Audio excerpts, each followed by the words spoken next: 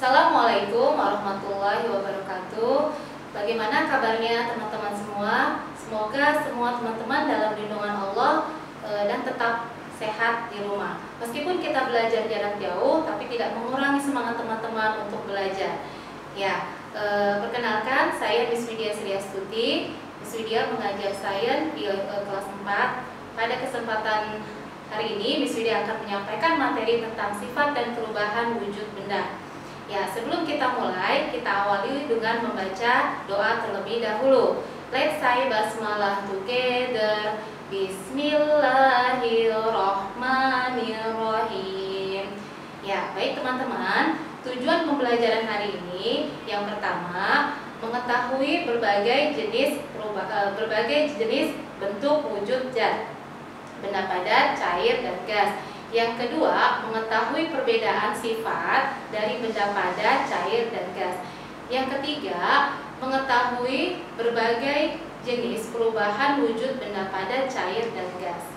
Seperti yang telah teman-teman ketahui, kalau kita mengamati benda-benda yang ada di sekitar kita, secara garis besar, wujud benda terbagi menjadi 3.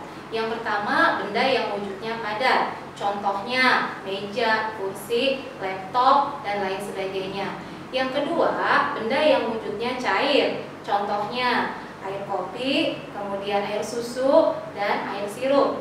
Yang ketiga, benda yang wujudnya gas. Contohnya gas yang ada di dalam balon, kemudian gas yang dikeluarkan atau angin yang dikeluarkan dari kipas angin, dan lain sebagainya.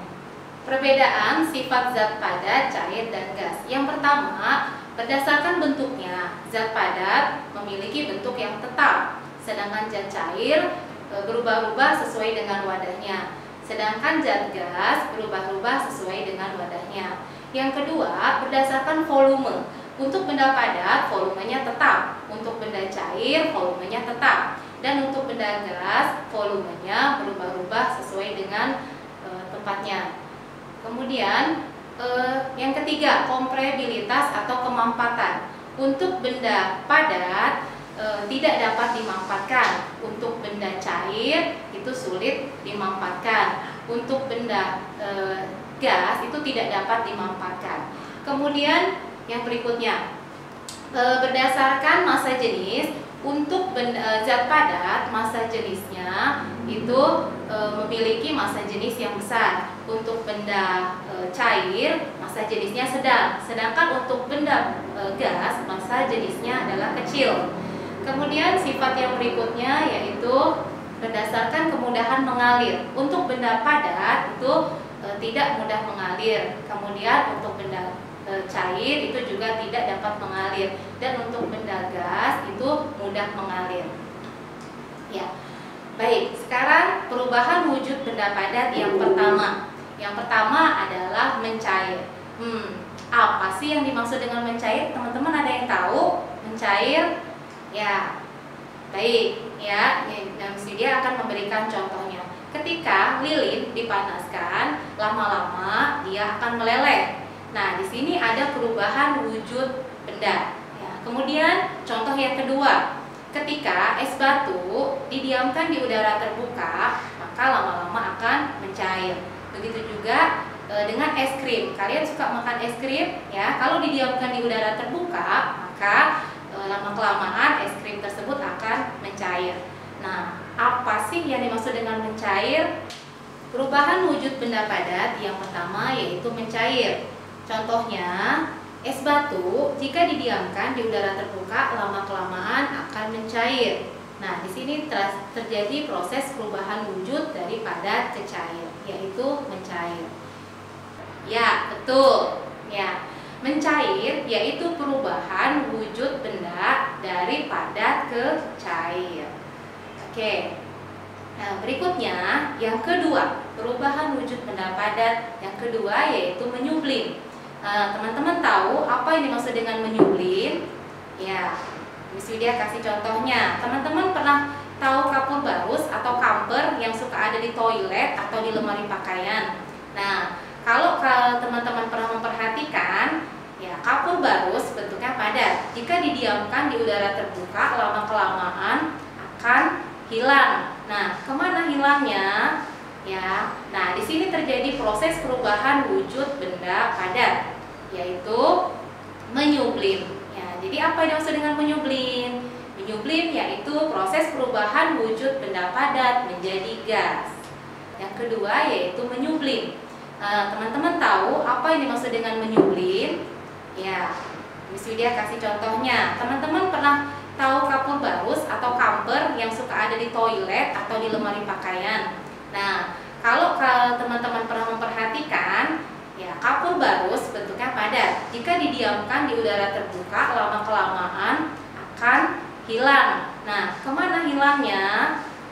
Perubahan wujud benda padat berikutnya yaitu menyublim. Sini Miss Widya akan memberikan contoh. Kapur barus jika didiamkan di udara terbuka, lama-lama akan hilang. Ya, hilangnya ini akan bercampur di udara. Nah, di sini terjadi proses perubahan wujud dari padat ke gas yang disebut dengan menyublim. Ya, jadi apa yang dimaksud dengan menyublim? Menyublim yaitu proses perubahan wujud benda padat menjadi gas. Oke, kita masuk ya perubahan wujud benda cair ya. Perubahan wujud benda cair yang pertama yaitu menguap. Nah, pernah memperhatikan mamahnya masak ya atau memasak air ya. Kalau teman-teman pernah memperhatikan air ya, jika dipanaskan secara terus-menerus maka lama-lama akan mendidih. Nah, kemudian di sini terjadi proses perubahan wujud benda dari cair menjadi gas. Proses perubahan wujud benda cair yang berikutnya yaitu menguap. Nah, di sini ada contoh.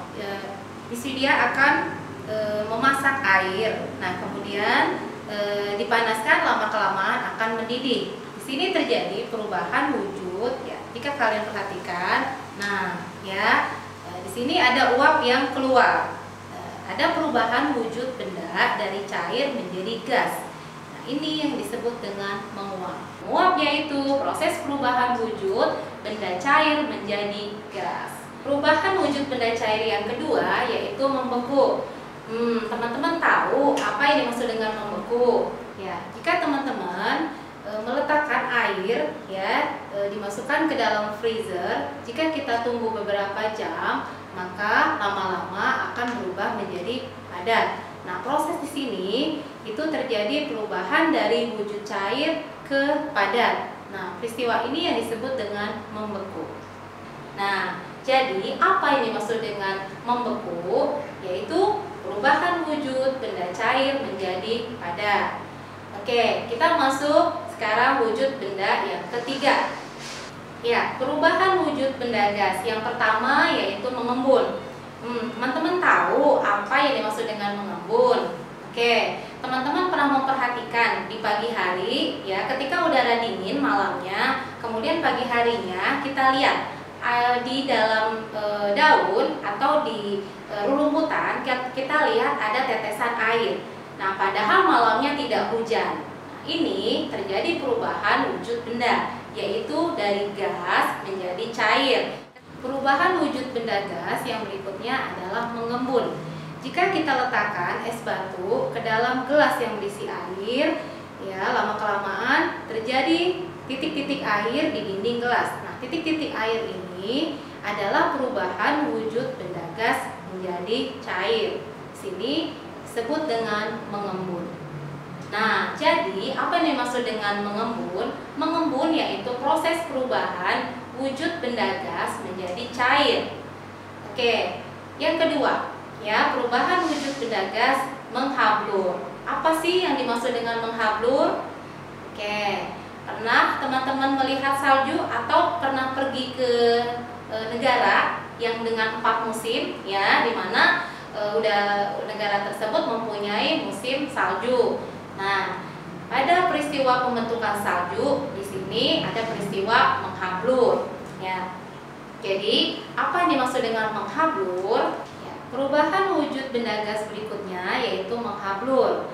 Contohnya peristiwa pembentukan salju.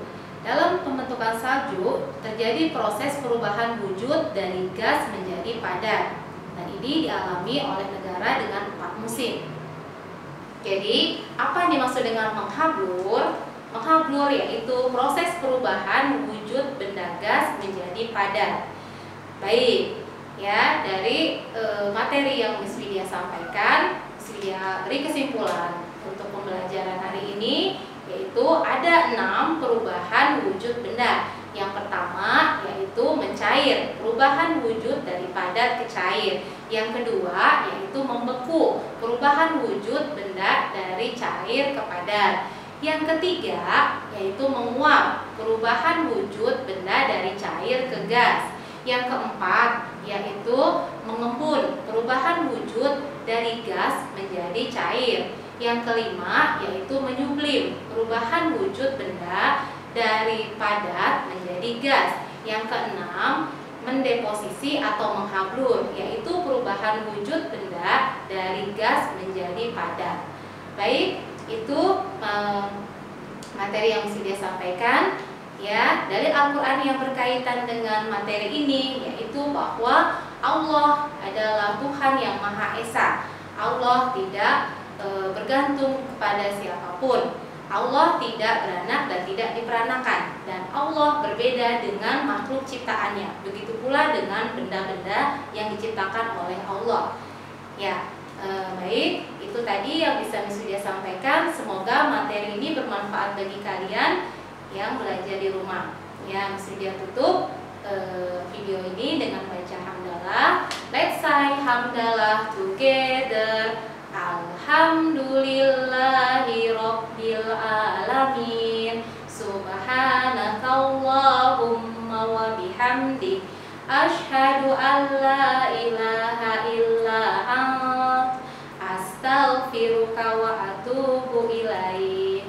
Oke, terima kasih teman-teman sudah menonton video ini. Jangan lupa like, comment, and share. Oke, assalamualaikum warahmatullahi wabarakatuh.